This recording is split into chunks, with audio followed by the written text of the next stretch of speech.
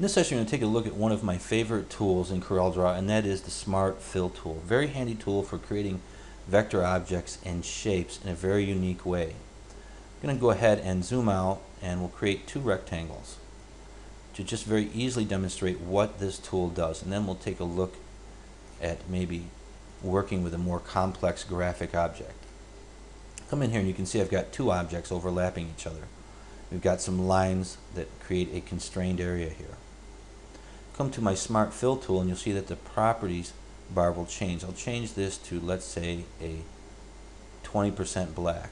You can also specify use default or no fill, and you can do the same over here with your outline and have no outline. I'm going to go ahead and set this to no outline, and then I'm going to go ahead and click here, and you can see what happened is that Draw created a vector object within the constraints of the overlapping of these lines and objects. Go ahead and delete that, and I'm going to bring a graphic in. I'm going to go to my design base and I'm going to bring a skull in. I'm going to import to current document. Now this is just a flat black and white graphic, and what I'd like to do is add some depth to it, or some shading, so it doesn't look quite so flat. So to do that, I'm going to add some shading here on the left hand side.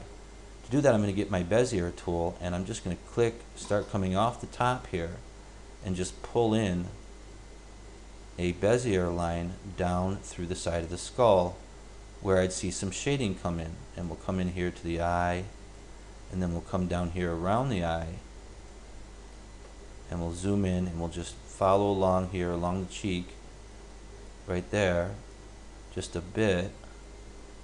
I'm going to hold down Alt and move that down a little bit closer there, and then we'll come in here down into the chin, and we'll come down, and then we'll just come out right here at the bottom. I'm going to hold down Alt and pull that out just a little bit right there. And then what I'm going to do is I'm going to go to my Smart Fill tool. I've got my gray set at 20%. I'll go ahead and click here. Instantly creates the shape. Then I'll go ahead and zoom in here and just click my way up through my objects, creating the shading so it's on the stitches and the skull from the ball. And just very easily, just one click, and I'm creating all of these shapes with no outline on them, and they'll go right up through here very easily. Click, click, click. Now I probably could have taken this, combined it all, and cut it or something like that, but I just wanted to use this to demonstrate to you how this tool works. I'm going to go ahead and select this Bezier line, take the outline off and put it back on just to make sure I didn't miss anything here, and I think I did right here, and I want to click there also with my Smart Fill tool. Go ahead and zoom out, zoom in, click here and click here. Go ahead and delete my Bezier line that I had made, and there I've got my shading for my skull, and I've added some depth to my design.